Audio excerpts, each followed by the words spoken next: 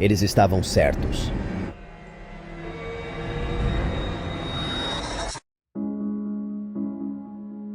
Eles estavam certos. Eles disseram que a Terra estava ficando muito quente, que os oceanos iriam inundar e que ficaríamos à mercê dos elementos. Mas isso foi antes da época dos meus pais, antes mesmo da época dos meus avós. Meus tataravós foram um dos primeiros da geração deles a ir para o mar. A Terra estava desaparecendo e não conseguia mais sustentar a população da Terra. Eles começaram a pegar barcos feitos para férias e equipá-los para a sustentabilidade. Quadras de tênis, o que quer que fossem, tornaram-se pequenos campos para microfazendas. Eventualmente construímos fazendas flutuantes maiores que ficam no meio do agrupamento de navios. É difícil manter essas fazendas funcionando porque precisamos dessalinizar a água usada para manter as plantações vivas. As piscinas foram transformadas em tanques de retenção para manter os peixes frescos. Nossos grupos de pesca saem todos os dias em busca de atum e outros peixes grandes para trazer de volta para a cidade. Os salões de baile se tornaram enormes áreas de dormir comunitárias onde os pobres dormiam, pois não podiam pagar um quarto privado. Esses navios foram reunidos e soldados em cidades flutuantes gigantes com diferentes distritos nos barcos individuais. Algumas pessoas escolheram pegar barcos pessoais menores e sobreviver com suas famílias sozinhas. Outros ainda foram e pegaram plataformas de petróleo e as transformaram em algo como uma vila agrícola. Elas eram capazes de sustentar muito mais colheitas do que nossas cidades. Às vezes, nossas cidades as encontram e nós negociamos com elas, assim como quando entramos em contato com outra cidade. Sempre que encontramos outra cidade, há trocas de pessoas também. Sabemos que se não tivermos diversidade suficiente, nossa genética ficará turva e contaminada. A maioria das pessoas que trocam navios está disposta. Outros são levados com base na loteria se não tivermos navios de troca suficientes em cada encontro. Foi assim que vim parar aqui, em New Miami. Fui escolhido porque sou jovem, forte e bom com as mãos. Precisamos de pessoas que possam fazer a manutenção dos navios. Meu pai me ensinou tudo o que sei sobre manter os motores funcionando. Esse não é meu único trabalho, mas é o maior. Se não podemos seguir os cardumes de peixes, não podemos dar suporte ao navio. Eu trabalho basicamente em qualquer parte técnica do navio. O combustível acabou muito antes do meu tempo, então os velhos motores volumosos foram desmontados e usados para outras coisas. Grande parte do metal foi derretido e usado para lanças e facas de pesca. Em vez disso, as gerações passadas se tornaram muito boas em tornar a energia solar uma opção mais viável para nossos motores. Quase todas as superfícies livres em nossa cidade são cobertas por painéis. Temos muitos motores em cada navio, o que, quando combinado com todos os outros navios, é o suficiente para nos manter em movimento. Normalmente, podemos escapar das tempestades que vemos chegando, mas se não pudermos, as cidades são grandes o suficiente para que não viremos a menos que um furacão nos encontre. A maioria dos trabalhadores são pescadores. Alguns são fazendeiros e alguns são cozinheiros ou médicos. Não temos muita diversidade em nossos trabalhadores. De alguma forma, isso manteve o crime no mínimo. Ou talvez seja porque se você cometer um crime, não o prendemos. Não temos recursos para manter alguém que não pode contribuir para a cidade. Nós o jogamos ao mar. Embora a maioria das pessoas na cidade seja uma ótima nadadora, você só consegue manter a cabeça acima da água por um certo tempo sem descansar. E isso se outra coisa não o encontrar primeiro. Os predadores dos oceanos mudaram nos anos desde a inundação. Alguns morreram completamente, alguns prosperaram e alguns se tornaram outra coisa. A maioria dos predadores simplesmente ficou maior. Com tanto oceano e muito mais peixes, por que não? Mas havia outras coisas. Histórias de feras enormes afundando navios e dando mordidas em cidades circularam, mas nada jamais foi provado. Contos de enxames colossais de tubarões perseguindo as cidades flutuantes menores ou os barcos de famílias individuais. Barracudas do tamanho de canoas aterrorizando os grupos de mergulho. As baleias assassinas se tornaram mais inteligentes e, coincidentemente, mais cruéis. Se pegassem um nadador, não o matariam imediatamente. Elas brincariam com ele e o fariam gritar por socorro. Quando a ajuda chegasse, mais animais atacariam de baixo para pegar o máximo possível de socorristas. Eles virariam nossos barcos menores para pegar os pedaços suculentos lá dentro. Felizmente, Aprendemos a nos adaptar a não ser mais o predador de ponta por perto. Alguns dos navios que vieram das áreas que costumavam ser a Europa e o Oriente Médio vieram com falcões e gaviões e algumas águias. Eles foram treinados para voar alto acima de nossos grupos de pesca e dar aviso sobre quaisquer grandes predadores que venham em nossa direção. Os golfinhos também eram nossos aliados e agiam como nosso sistema de alerta para muitos perigos. Eles ofereciam mais alertas de perigos abaixo que os pássaros não conseguiam ver. Nós os alimentávamos com alguns dos peixes que pegávamos, e eles nos seguiam e davam um grito estridente como aviso de predadores se aproximando. Dependendo do que fosse, eles até nos ajudavam a afastá-lo. Na maioria das vezes, saímos desses encontros sem perdas. Outras vezes, enfrentaremos uma criatura particularmente cruel ou inteligente e seremos forçados a assistir enquanto um ou mais membros do nosso grupo são arrastados gritando para as profundezas. Nenhum de nós ousa entrar na água atrás deles. Isso é uma sentença de morte. Eu fico principalmente nos navios da cidade para cuidar de problemas técnicos.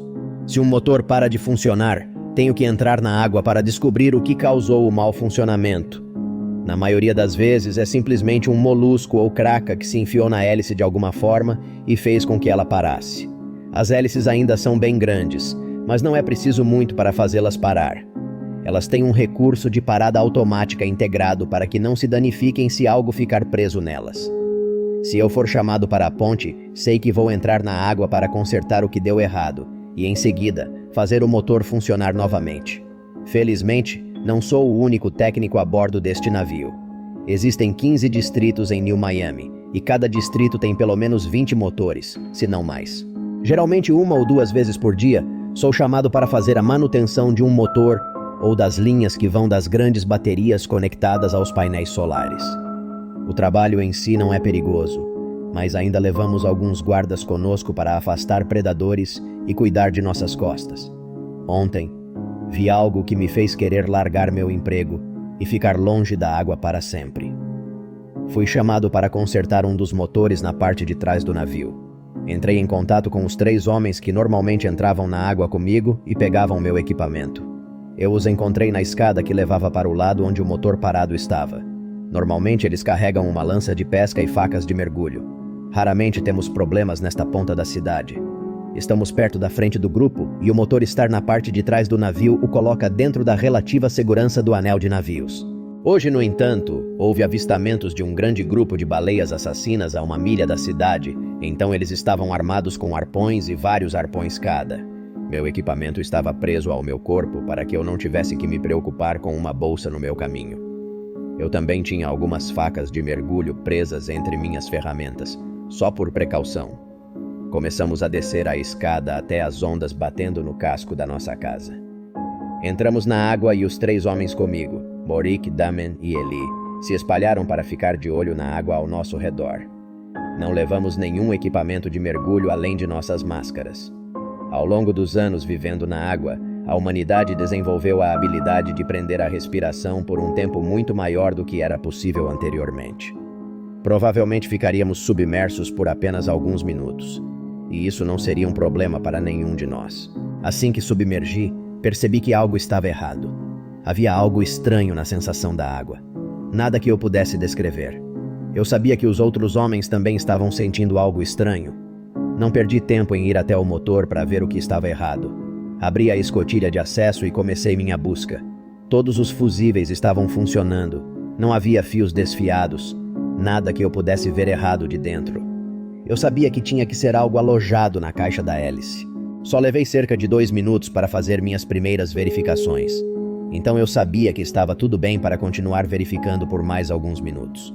Normalmente, um molusco de algum tipo ou o corpo de alguma criatura marinha ficava preso na hélice. Raramente conseguíamos um pedaço de madeira flutuante, o que sempre era um bom dia para mim. Madeira de verdade vale uma fortuna agora. Eu estava esperando por um pedaço moderado do material enquanto enfiava minha mão na hélice depois de acionar o freio de emergência. Minha mão não estava encontrando nada e eu tinha dado a volta na hélice até a metade. Então minha mão bateu nela. Era duro e parecia quase liso. Não era um molusco, disso eu tinha certeza. Também não era o corpo de uma criatura marinha. duro demais e liso demais, mas estava realmente preso ali. Deslizei uma alavanca para fora do lugar na minha coxa. Contorcendo meu corpo para conseguir o melhor ângulo dessa coisa, coloquei a alavanca na escuridão contra o objeto e comecei a tentar tirá-lo. Ouvi algum tipo de movimento atrás de mim e olhei por cima do ombro. Morik estava sinalizando que tinha visto algo para os outros dois. Ele não seguiu o sinal com outro que nos diria o que era. Isso era incomum, porque Morik era um dos melhores em identificar criaturas marinhas, mesmo com apenas um pequeno vislumbre delas. Ele conseguia ler o comportamento dos animais e quase sempre estava certo sobre sua identidade. Nem Damen, nem Ellie ofereceram um sinal também. Voltei para o meu trabalho. Esses homens me mantiveram segura em todos os mergulhos que fiz com eles. Eu não tinha medo de que isso mudasse agora. O objeto estava saindo lentamente, esfregando na caixa o tempo todo. Eu ainda não conseguia vê-lo na escuridão da água, mas estava perto. Eu me esforcei, puxei e torci minha alavanca até que o objeto se soltou. Ele começou a afundar muito rápido, mas consegui agarrá-lo no caminho para baixo.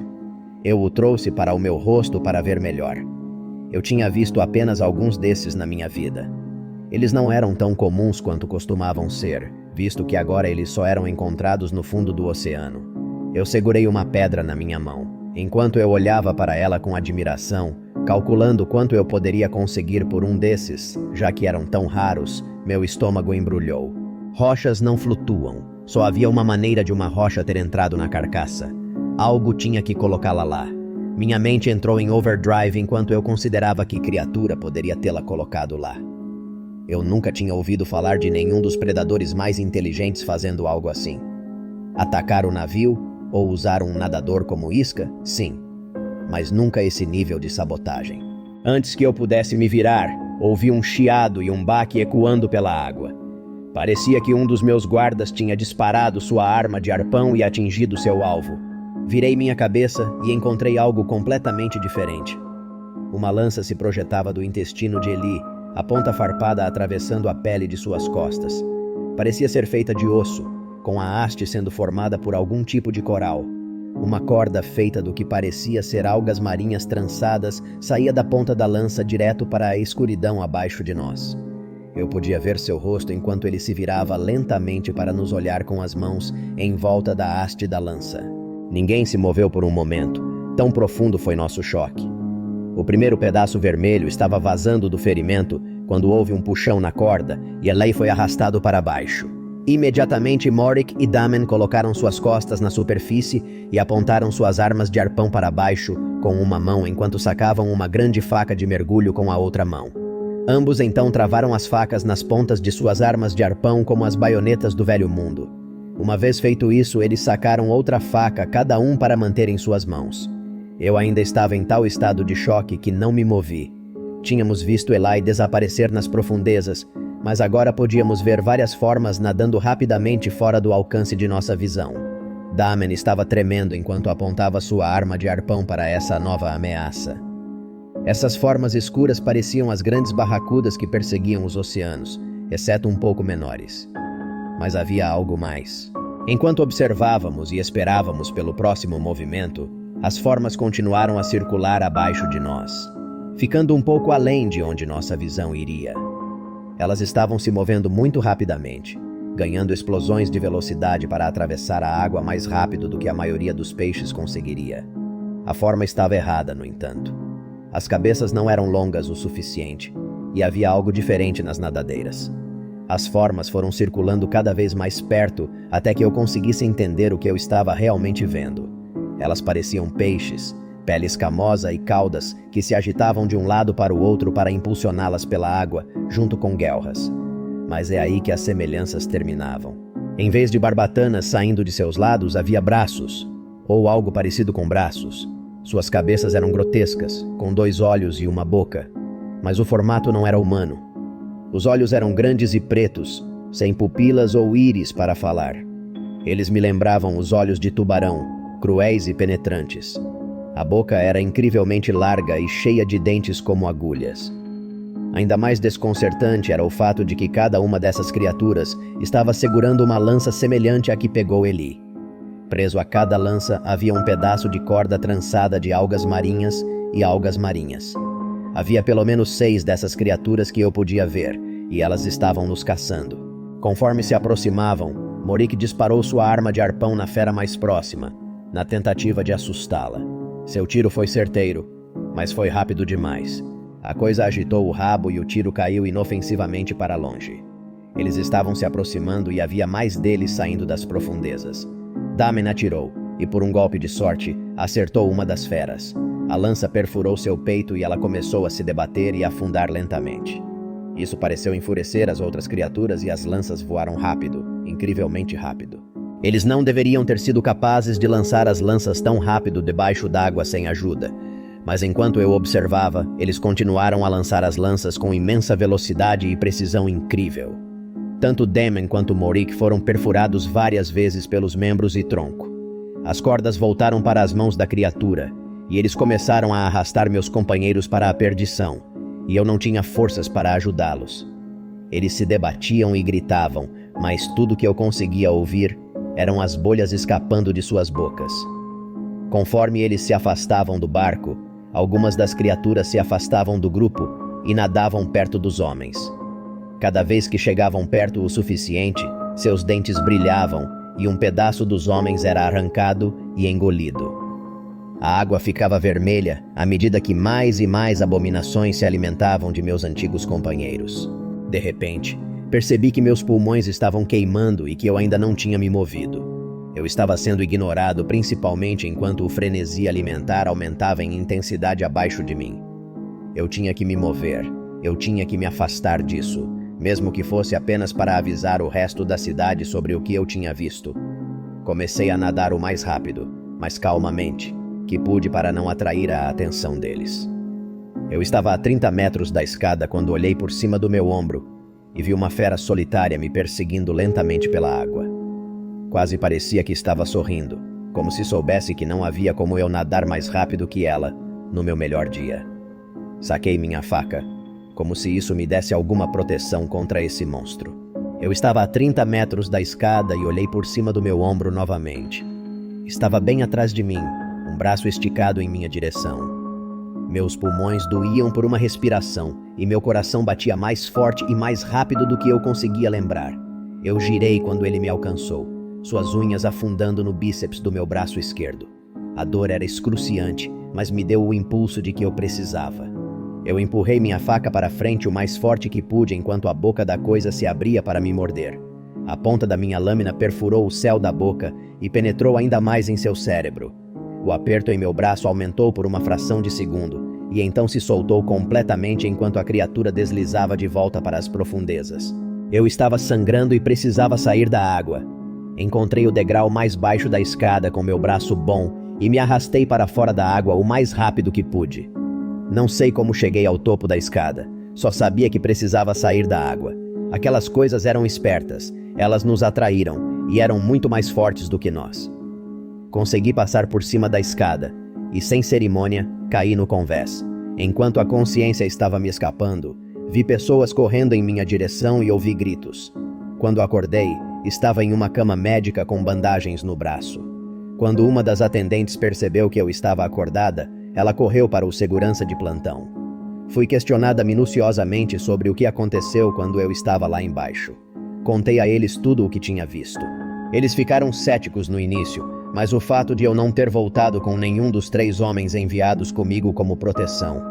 Os ferimentos perfurantes no meu braço pareciam ter sido causados por uma mão em forma humana, e isso também aumentou minha credibilidade. Quanto mais eles me ouviam, mais preocupados seus rostos ficavam. Eles me instruíram a não contar a ninguém sobre isso para não espalhar o pânico. Então escrevi e joguei o bilhete no mar dentro de uma pequena caixa à prova d'água. Se você estiver lendo isso, saiba que sua cidade está em perigo. Nos dias seguintes ao ataque, notei cada vez mais nossas equipes de pesca voltando sem peixes ou com membros desaparecidos. Precisamos encontrar terra ou águas rasas onde possamos vê-los chegando. Eles são espertos demais para nós. Eles não são peixes, eles não são homens. Elas são algo diferente.